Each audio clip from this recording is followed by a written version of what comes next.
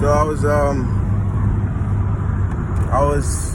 I am still, but like, in the YouTube comment section right now of a certain YouTube video post, and I was just talking to this one dude about God, and just talking about God basically. And then he brought up a really good question, and a question that when he brought up, I was thinking to myself, like, man, I'm sure a lot of people have this same question, because I had this same question myself.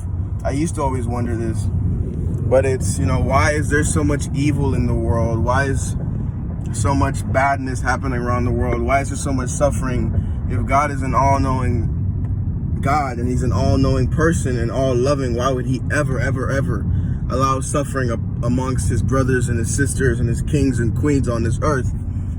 Well, to really understand that, and I know it's really you're not, as much as I'm about to, no matter what I'm about to say, if you're not really a believer right now and you're still skeptic of God right now, you're not about to just hear what I'm about to say and just be like, oh, okay, that's why, that makes sense. Like, no, you're still going to question what I'm saying.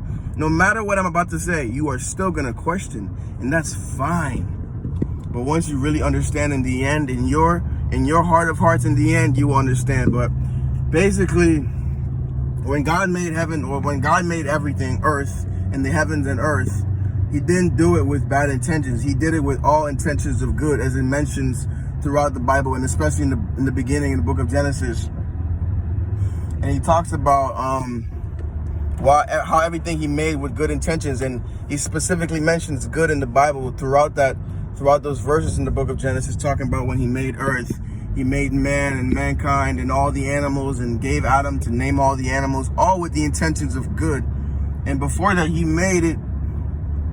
And, before that, he made it with the beast. He made it with the serpent. When Adam and Eve were in the Garden of Eden, Satan was there. The serpent, the snake was there. So people would also ask, why would God make the devil? Why would God make Satan? He's an all-knowing. Well, if you know that Satan was once an angel, and he went against God basically because of greed and ego and wanting and questioning God, like, why does this God have all this power and we don't? It all started from that, and that's why Satan exists. And I'm sure some skeptics would be like, well, God is all-knowing. Why would he even make someone who would turn against him? Well, you really have to understand that God made us. The reason we are able to even sit here and question this, the reason we are even able to sit here and ask God, why would you allow all this suffering, is because he gives us free will. You really need to understand that. The Constitution always talks about all these freedoms. There is no freedom more important than the free will God gave us to even question anything. If God wouldn't have given us free will to question everything, there would be no reason to even make an Adam and Eve to go multiply and to go make families on families on families upon the world. We wouldn't even be here right now if God didn't give us free will. Because think about it.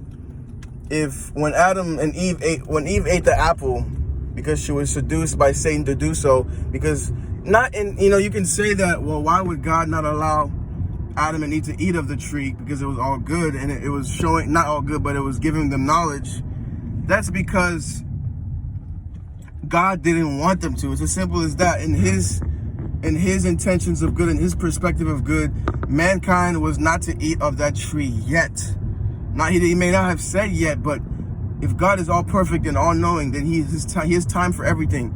So it's not that Eve went against God and ate the apple because she hated him. It's not that God was angry afterwards and was like, man, I shouldn't have even made them because they go against me. It's because he gave us free will. God, that's why he's a great God. He gave us the ability to question him. He gives us the ability to sit here and ask, why would you allow suffering? Why would you allow evil all upon this world?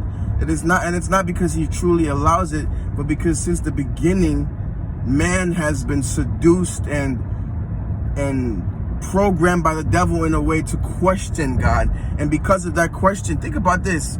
God could have easily said after Adam and Eve, like, okay, you know what? You guys just ate the apple. You went against me. You ate the tree of knowledge. Although it gives knowledge and you ate something which you would think is good, it went against me, so therefore I should just destroy you and never let you multiply and have these people, and I wouldn't even be here sitting. He could have easily done that, but that's not who God is. He's a great God. He's an amazing God. So he continues to give us free will so we can grow ourselves and learn from situations like Adam and Eve, where they could have learned more without going against God in the first place. So this suffering that exists in the world is not because God is looking down upon us like, oh man, they deserve this suffering, she deserves this suffering. Not only suffering relative, whether it can be suffering from someone in a poor country or just simple suffering from a child who is with their parent and the parent is not allowing the child to eat ice cream. That child is suffering, but in his mind, he's not thinking, man, why would God allow me to, my mom to be allowing me to suffer like this? No, because he has not even learned that yet. That is why also, I don't want to be getting too, I'm probably just all over the place right now, but that is also why you can't really say suffering is allowed.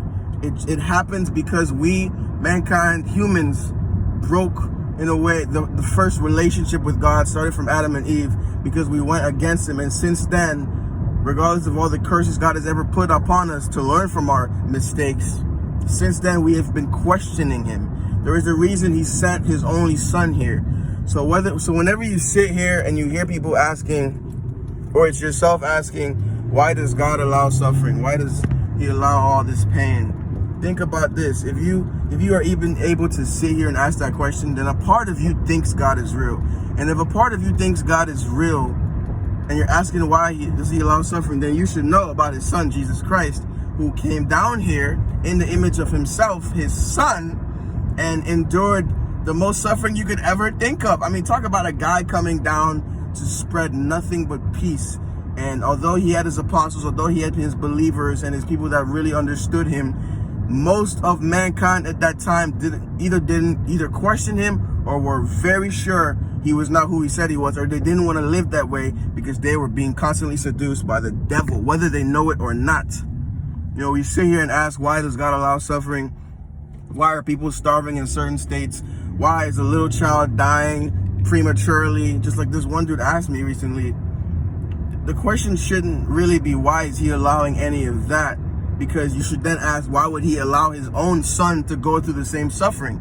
Because God could have easily been like, man, they're about to stone him and put my son on the cross. You got me up. I'm not allowing that. I'm about to crush all these people, bringing my son. I'm taking my son back. Y'all ain't about to do anything to him. But no, not only did Jesus himself want to go through that, to die for our sins, to show us we can go through anything, but God is not just going to just sit there and remove him from pain and suffering, because he is trying to show us he himself is going through suffering, and he would allow his only son to go through suffering to show us that our suffering, regardless of how bad it is, he's not doing it on purpose. He's not just sitting there letting it happen, because he allowed his son, I shouldn't keep saying allowed, but he showed his son, he brought his son in flesh form to this earth to go through this suffering, so he can not only see it himself, but show to us we are bigger than this suffering. Once you understand that you are beyond this world and you're beyond this flesh. But I probably just went all over the place. I know I did, but I hope you can just understand that God isn't allowing this suffering. If you are able to sit here right now and ask yourself, why would God allow suffering, man? Why would God allow that? It means a part of you is somewhat saying, God could be real, but why would he allow that? Because to even ask why would he allow that is saying that he possibly exists, because something can't be allowed without there's someone there allowing it. So you're saying God is real, but he's just allowing it. So the question isn't why is he allowing it? Why are you yourself questioning him? Because he wants you to. And I know that might be deep, because I'm thinking in my head right now, man, people who are listening to this or watching this, they might be thinking like, what the f is this nigga saying? But I truly hope one day you can come to understand this, because one day, trust me, I mean, years ago, and a day, like, yes, one day I was in your situation. I thought exactly what you think. So please understand, we're all in this together. And if this didn't make any sense, well, damn, I love you. I don't know what to tell you.